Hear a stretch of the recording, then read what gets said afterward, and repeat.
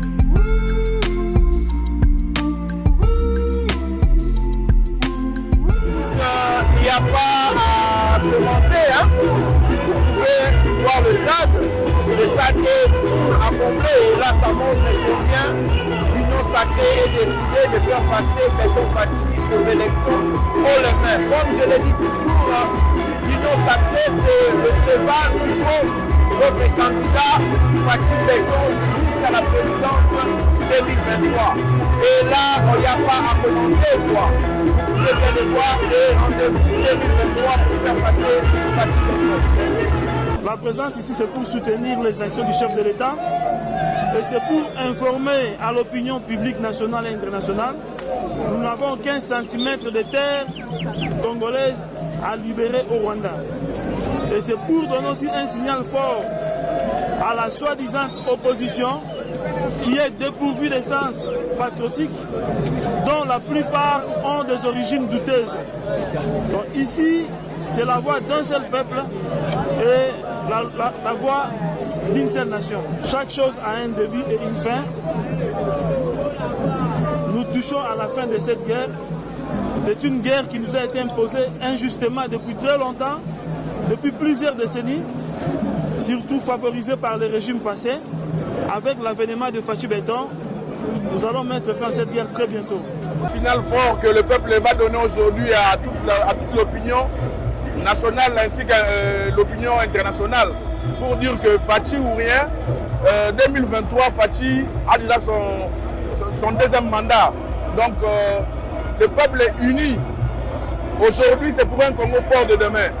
Donc le Congolais aujourd'hui a dit oui à Fachi. Ça, c'est un signal fort que nous donnons à toute la population. Il y a près de 600 partis politiques au Congo.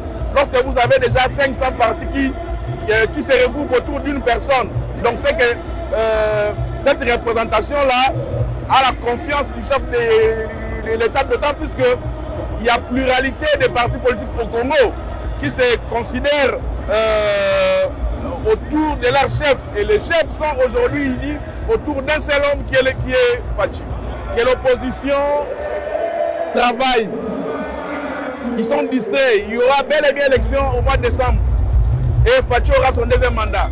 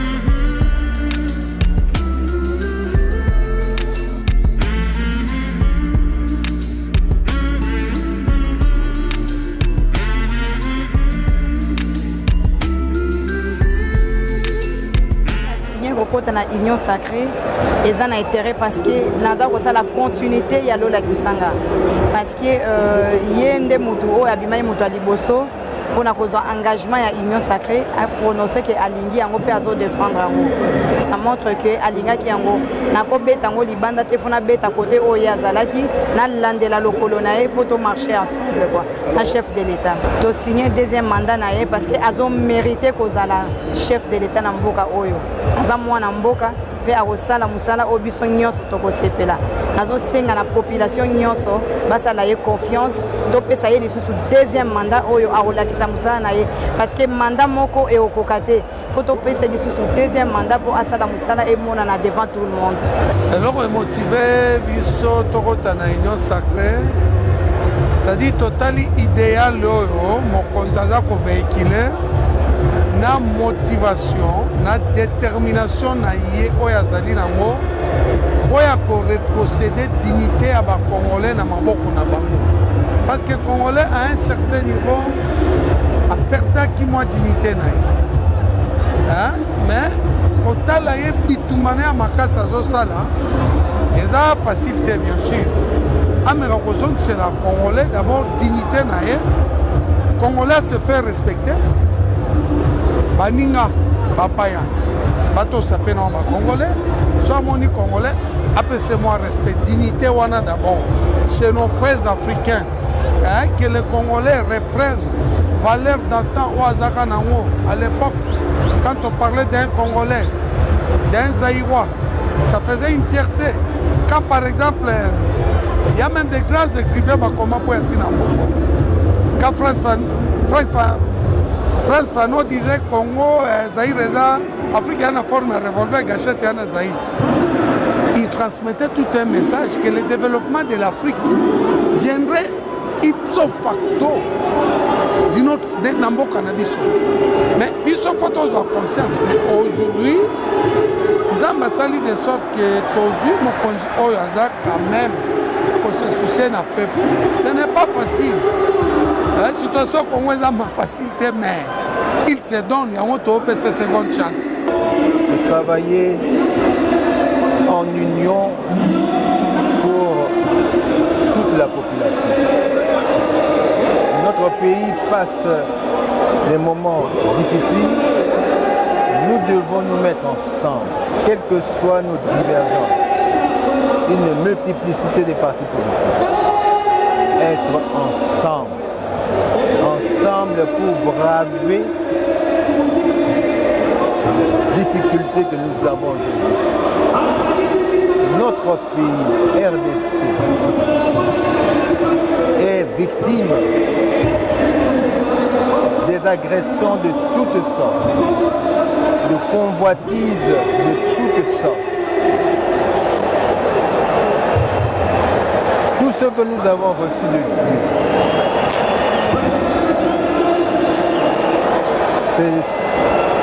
c'est de la bénédiction. Mais cette bénédiction-là, nous devons la cultiver, la préserver, pour que ce que nous avons reçu de Dieu ne devienne pas une bénédiction pour nous. C'est ça ce que je ressens aujourd'hui. Que nous soyons tous, nous avons répondu à l'appel de l'autorité, la haute autorité politique de l'Union sacrée, c'est-à-dire le président de la République. Nous sommes avec lui, autour de lui, pour braver toutes les difficultés qui sont là, pour braver l'ennemi de la République. Ils sont pour soutenir la vision de Mokonzi Mboka, Félix Antoine Tshisekedi Tshilombo, na initiative Malam ou Azali Kosala pour Mboka na biso Congo et Tekende Liboso. Voilà la raison pour laquelle Biso Pepe Meko toye pour soutenir et que Akendese Liboso en 2023 Azala élu, Azala réélu. Merci. ADP numéro politique ya molilité, politique ya Banikodem T, ya Biso ezaka na moi. Autrement dit, tozali parti politique membre ya Union sacrée. Tu as approuvé charte, tu as signé yango. Aujourd'hui, c'est la sortie officielle. Quoi de plus normal que de voir l'ADP, qui est membre à part entière de l'Union sacrée, se présenter aujourd'hui pour donner le go ensemble avec tous les autres partis politiques.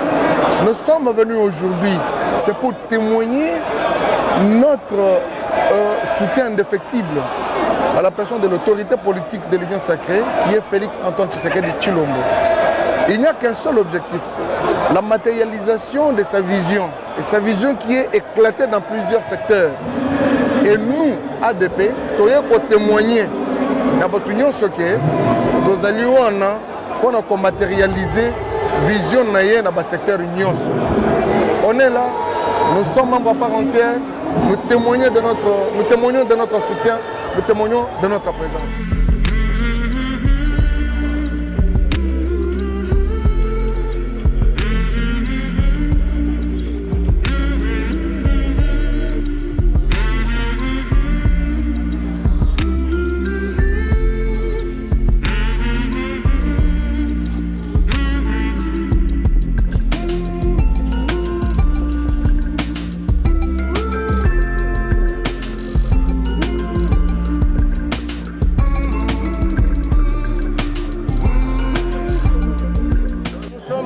FNSD, le Front des nationalistes pour la solidarité et le développement, parti initié par son autorité morale, M. Dieudonné Fikiri Alimassi, qui est apolitique pour le moment. Hein. Alors, votre question tombe à point nommé, mais malheureusement, il y a eu une petite méprise. Nous ne venons pas de rejoindre l'Union sacrée. Nous sommes Union sacrée depuis le début. Nous avons compris la vision du chef de l'État dès le départ. Et on a pris le train avec lui dès le départ. Et pour nous, ce que nous vivons aujourd'hui, c'est simplement la consécration. Une consécration de la démarche qu'il a initiée pour le pays, pour sauver le pays. Quelle est cette démarche? Lorsqu'il a accédé à la magistrature suprême, il a remis le pays, il a proposé 3 pistes. Il a remis le pays entre les mains de Dieu, ici au stade des martyrs, vous vous rappelez. Ensuite, il a promis de déboulonner l'ancien système. Ensuite, il a dit qu'il va amener le pays vers le développement. Et il a commencé à se faire ce travail 4 ans durant. Aujourd'hui, nous avons la preuve. Sur le plan spirituel, ayant remis le pays entre les mains de Dieu, les Bangouna, comme on dit, ont essayé toutes les tentatives possibles pour le déstabiliser. Allant jusqu'à des attentats, des choses comme ça, à créer des rébellions fantoches, mais rien ne marche. Le pays entre les mains de Dieu, Fatih l'a mis entre les mains de Dieu. Nous avons la preuve. Alors, deuxièmement, il a dit quoi? Nous allons déboulonner l'ancien système, tout doucement, dans l'état de droit, sans faire la chasse aux sorcières, sans zigouiller les gens comme ça s'est vu dans le passé. Petit à petit, il a déboulonné le système.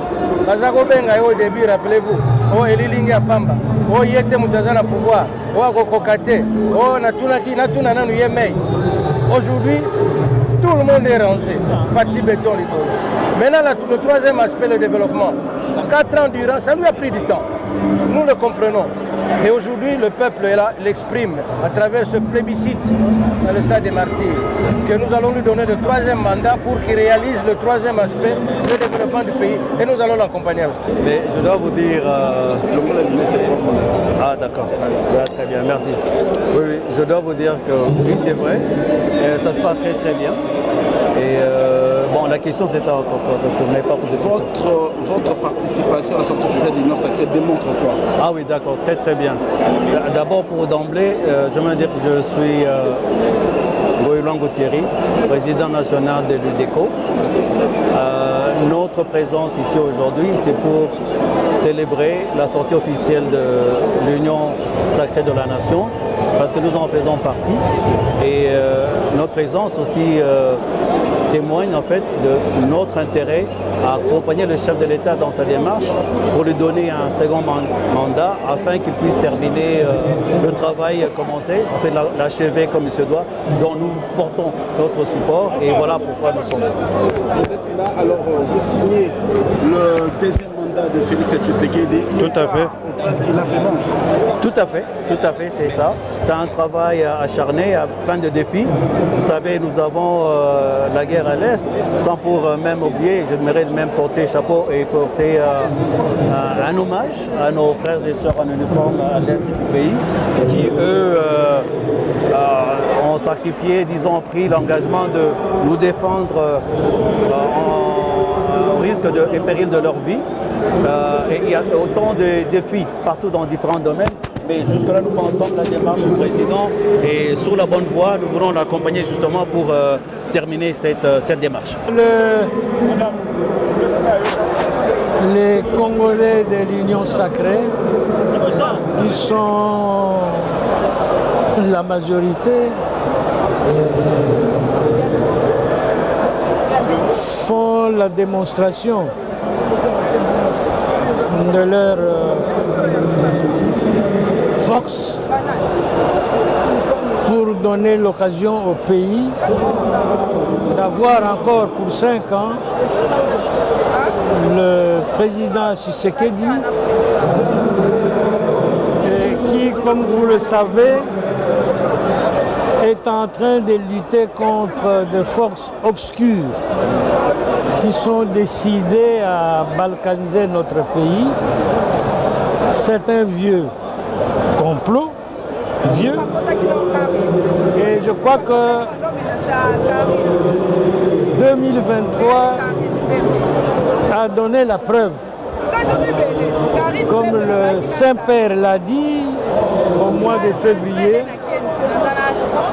que notre pays, comme d'ailleurs pas mal de pays en Afrique, sont la proie de multinationales décidées à maintenir ces États, ces nations, le Congo y compris, dans une situation d'éternel exploité.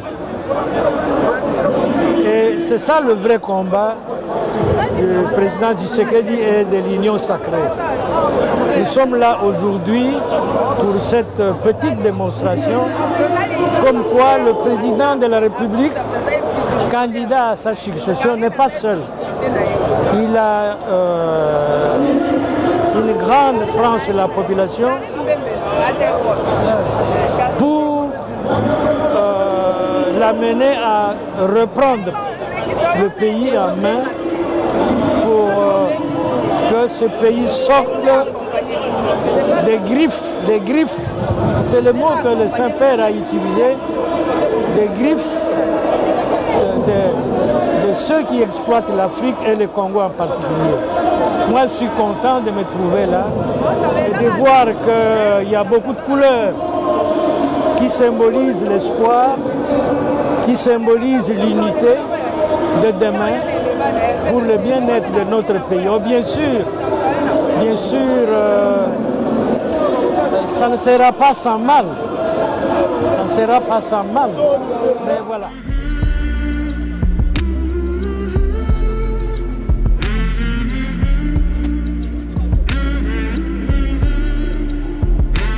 Participer à la sortie officielle de l'Union sacrée, tout simplement parce que mokonzi ya mboka Félix Antoine Tshisekedi Tshilombo abeti mbela ete bana ya Kongo nyonso tosangana mpona kozala na kote ya malamu ya mboka.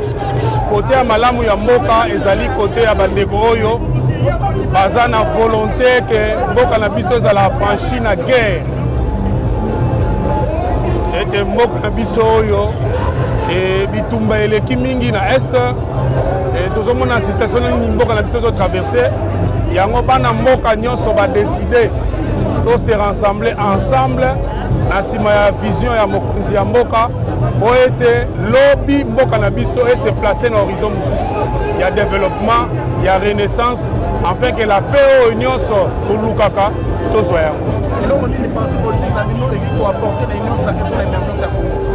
Parti Nabiso, Alliance populaire pour le social, eza parti à Kimia, eza parti aux Bundela intégrité à Moka, eza parti aux Bundela ete et le babengi redistribution à la richesse na ba Congolais nyonso et comme effective article 58 ya constitution Nabiso ete mwana nyonso ya Congo esika azwami azala pe na mesure ya kozala na esengo na oyo nyonso esali nkita ya Congo nde yango toyei kokutana na bandeko mosusu tosangisa mayele ndenge nini toyei kosala ete mobeko wana ekoma d'actualité mpona Congolais nyonso. Les impressions sont vraiment satisfaisantes, très même satisfaisantes, parce que vous savez, il y a quelques minutes seulement qu'on est ici et vous voyez déjà comment est-ce que le stade est en train de se remplir. Et à l'unanimité, nous sentons l'engagement de tous les partis faisant partie de la grande famille appelée l'Union sacrée, qui a deux objectifs majeurs.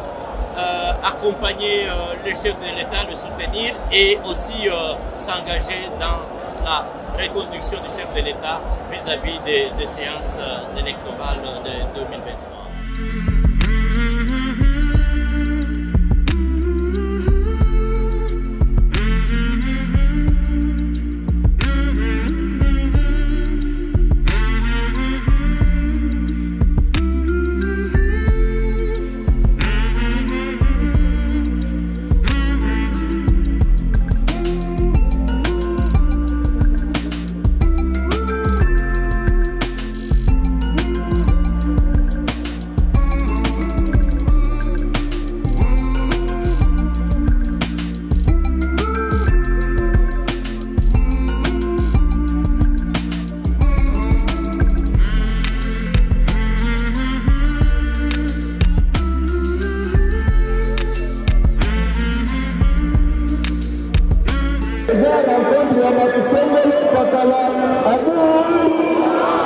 bino nyonso ndenge bolingi papa mokonzi ya ekolo belinga mpe union sacré totali tosali etape ya liboso ya koya korépondre age ya mibale eza tose prépare mpe na mapelomi topesa ye sede manda na majorité toyebani makasi bombetela maboko makasi message moke nazalaki na ngai mpona kodala lelo yango ya na nzambe apambola bino union sacré viva viva viva viva Faty tobandela union sacré viva union sacré viva totondi botondi topesi merci mingi na ndenge boye ebele libanda mpe na kati ya stade de martyr lelo kisasa eningani eza bongo te nakoloba kaka pendant 1 minute bokotanga 1 minute ekoleka 1 minute te ya liboso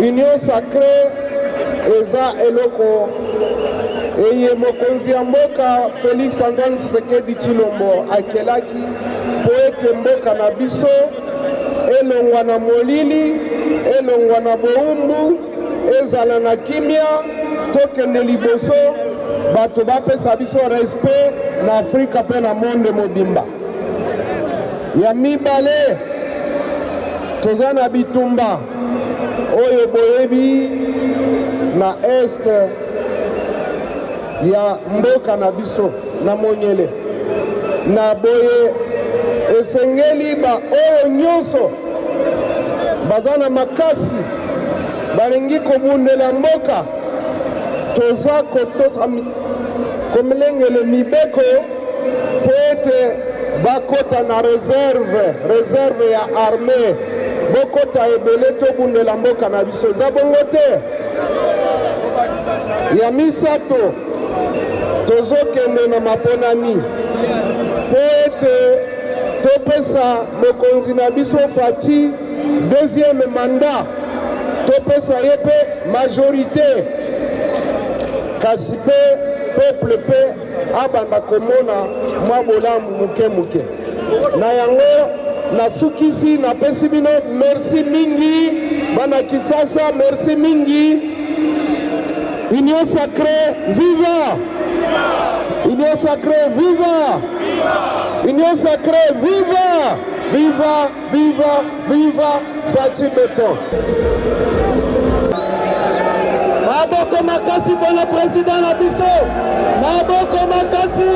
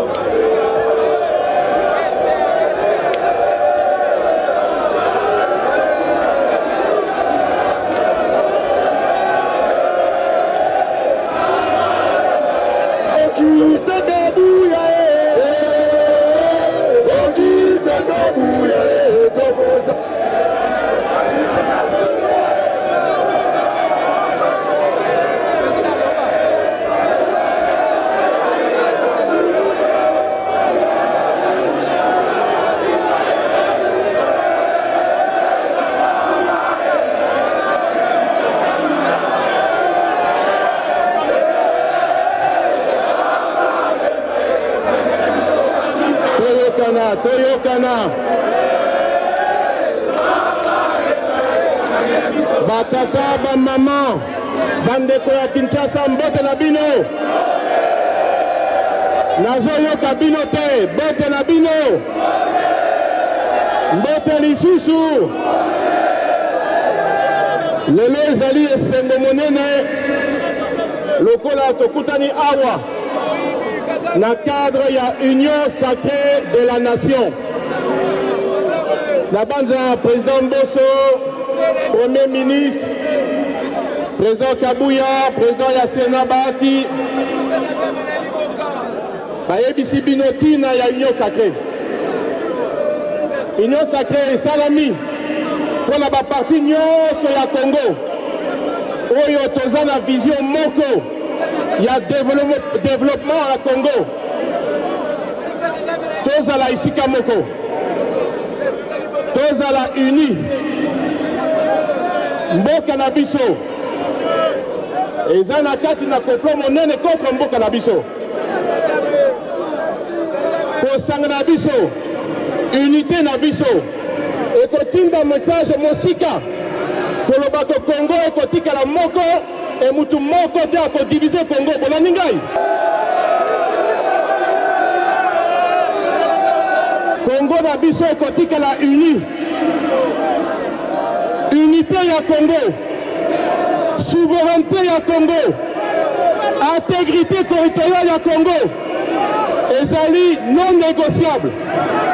Moto moko akolongola biso biloko misato wana te. Nalobi soki tosangani te, soki tozali bomoko te, de monguna oyo akozwa facilité pour la kokotela biso. Lelo naza koyebisa bino, tozali na mutu moko oyo nayebi ye, makanisi na ye ezali banda Congo tina butu likolo ya Congo. Makanisi na ye banda Congo tina butu ezali mpona bolamu ya population ya Congo. Yango na lobi tokozala nsima na ye bitumba oyo ezali mpona totikala bomoko. Kombo na ye nani? Kombo na ye nani? Yango nalingaki nayoka ezali Faci Beton. Azali na makanisi mpona Congo, tokotelema biso nyonso nsima na ye mpona tokende liboso. Nazoloba mpona bakongole nyonso, ezala ya nord, ya sud, ya est, ya ouest, ezala mpe ya opposition na heure oyo tokabwana te, tozala bomoko, totinda liboso enemi na biso wanda ye kotumbola biso libanda, tozala bomoko nde après tokotala baproblème na biso kati na biso, mais pour le moment tozala bomoko. Bolandi ngai namoni mwa ezali makasi na mikolo ekozali koya na mapondami ozali koya, tozala baverité mingi ya koloba po bokoyeba esika banguna ya Congo esika bazali oyo eza nde na oyo ya koloba te, me naza koyebisa bino naza na mingi ya koloba, me nabombi yango mpo na ntango ya mapondani. Boyoki botika malamu za babatela bino.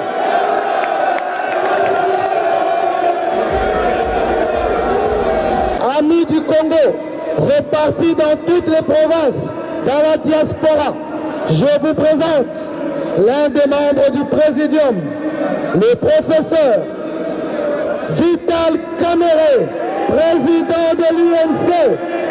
On l'accompagne avec des applaudissements. Membre de l'Union sacrée, membre du Présidium, il fait partie du parlement.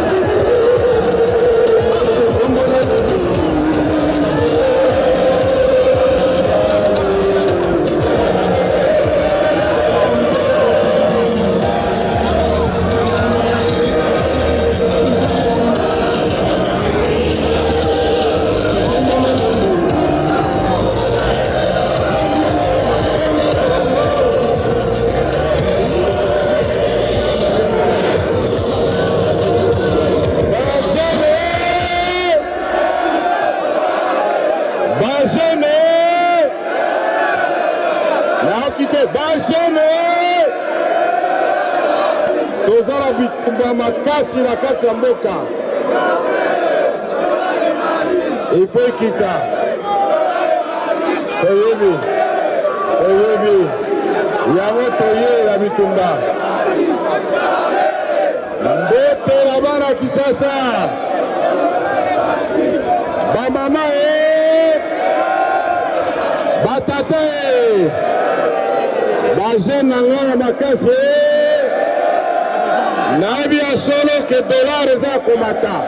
Naibia bien, il faut que tu t'y saches le mais si quoi est-ce que vous avez na répondre à Milo Sikoyo. Boyo Kaneto Rosala.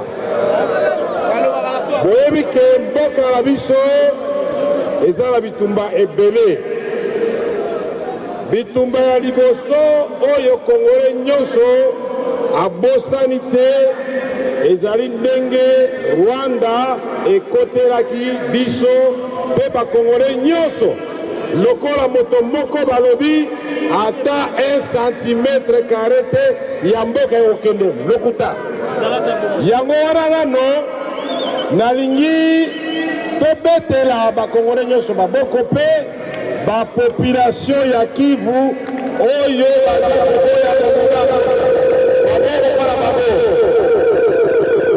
bitumba wana eza komema liwa bitumba mosusu tozali nango ezali bitumba ya libumu ezali bitumba ya dollar ezali bitumba ya biloko zo batatalo bitumba wana mpe tokoti gouvernement ngai na moninga na ngai Jean-Pierre Bemba na Mbusa Nyamwisi moto na moto mokonzi ya mboka apesaki ye mission yo Igwe Jean-Pierre sisa bitumbo na ndekono Mbusa Nyamwisi sima ya premier ministre na biso Samba Lukonde yo Vital Kamerhe bundisa nano dollar na talo biloko siko etali ngai o etali ngai na osala ndenge nini bana Kisasa mbote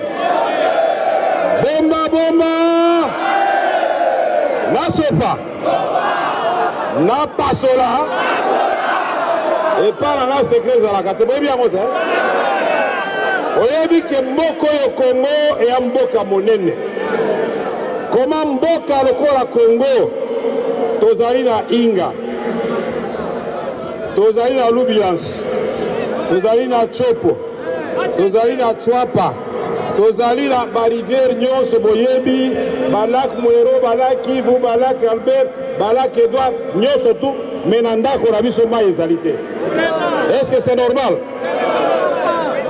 tozali na mabele lisango ekwei eboti mbala moko boye te yango président Félix Tshisekedi Chilombo abi veka salatu yo na moninga na yo ya agriculture José Panda na baninga no misusu bosala bana mboka bayeba ke pona kobundisa dollar il faut biso gouvernement topesa ba facilité to lona mabele na biso eza kobimisa biloko est-ce que la kosi est-ce que lelo yeso tosali brigade agricole ya ba jeune mutu na mutu azui moi $200 na ye asali moi eloko na ye ata ndembi ekobimisa bénéfice à $400 est-ce que ekokita te me bato nyonso balingi basala kaka politike boye te alo tolobi tozoyokana yango toloba nga nalobaka lokuta te ikala sisa nasopa INC viva bino nde fali bozala discipline siko bino nde bozoyeba ntango naza koloba na kosenga na bino boyoka boye te parce que oyo naza koloba awa eza lokuta te kosalema mboka mobimba eza na bitumba mibale bitumba ya kimia ezonga bitumba ya lipa ezonga na kati ya libungu ete bana betu amuka sai boye bao bomuka sai ngamoni kayanyi mushindu mtatu bana betu badini mtatu ya bonyi mfumu waditunga mtuma kayenda kubambia ni mumanya mtatu yenu odi uizikisha bampangi na mono ya bakongo bandu nubelekewa betukele motomoshi isi ya betokela pasi mingi yoina fumu ya bwala Félix Antoine Tshisekedi kutukila munu parange takwenda na stade na bampangi nange Joe Biden Jean-Pierre Bemba Kabuya tozwa kuzela nga bahati na premier ministre na biso loba na bato ke na bosani binote bana Kisasa mbote bana Kisasa tosali union sacrée po toza liboke tobungisa banguna kobungisa banguna o bakoteli biso bauti na Rwanda bauti na Uganda il faut bazonga bote tosali union sacrée pe lisusu pona kokamba moka malamo eza bote tosali union sacrée lisusu pona komi batela pona maponomi to gagner la présidentielle to gagner la législative nationale provinciale na locale mabeto malamo nakanisi stade oyo mutu nyonso amonaki ndenge etondaki moi mpe eleki makasi tobandi banda 11h ti sikoyo namoni bobandi kolemba tokopesa bino merci mingi ndenge stade sanzaki bato lelo eske nakosi bao bamonaki stade ndenge sanzaki maboko likolo tomona maboko likolo kuna maboko likolo merci na bino nyonso biso tu nsima ya faci nsima ya nani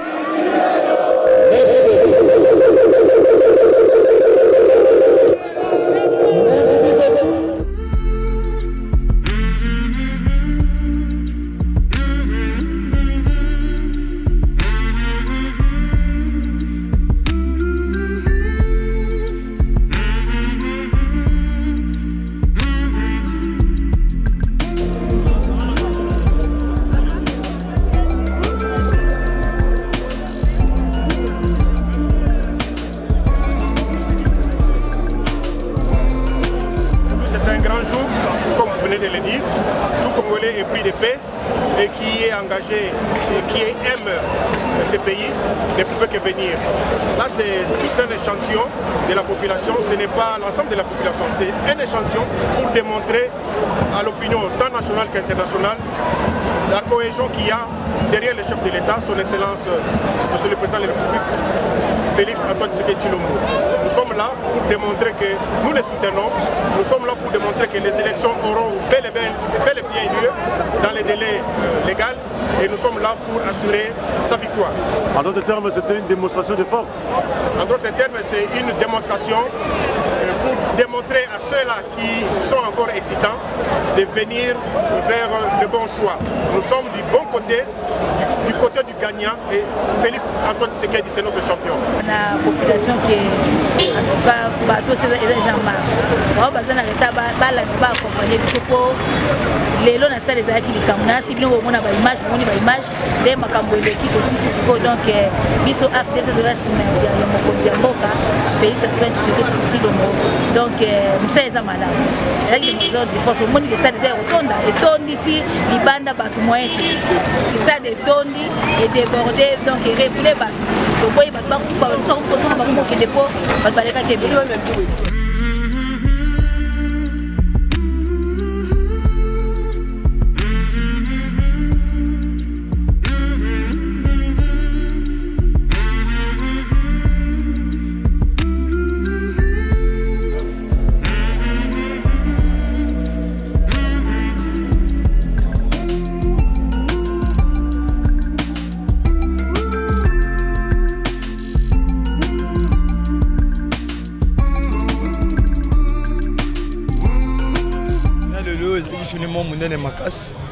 Parce que c'est une journée de force.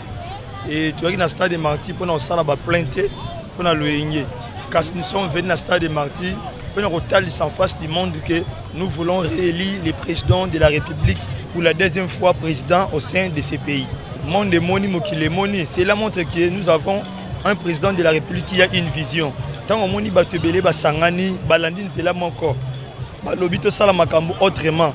Raison pour laquelle au Moni, tous les partis politiques, 75% des partis politiques de la RDC et Yebo Sangana Bisso, pour Mokonzamboka a une vision pour ces pays, raison pour laquelle nous sommes nombreux. Pour lancer le lot, sortie officielle, il y a Union Sacrée, le sentiment est de joie. Parce que tout le monde qui est tout le monde a plein haut, tout le monde est là. Donc, il faut rassurer que déjà le président de la République n'a pas fort Union Sacrée à cause du deuxième mandat n'a une facilité. Puis, nous avons le peuple congolais to soutenir le président de la République. Biso pe na CRIC, cercle des réformateurs intègres du Congo, tout ça c'est le président de la République parce que tout ça comme on a vision à la longue et ça na développement makasi ya mboka na biso. Donc yango wana to sepeli na événement oyo to moni biso nyoso na kati ya kotonda libanda pe ya kotonda.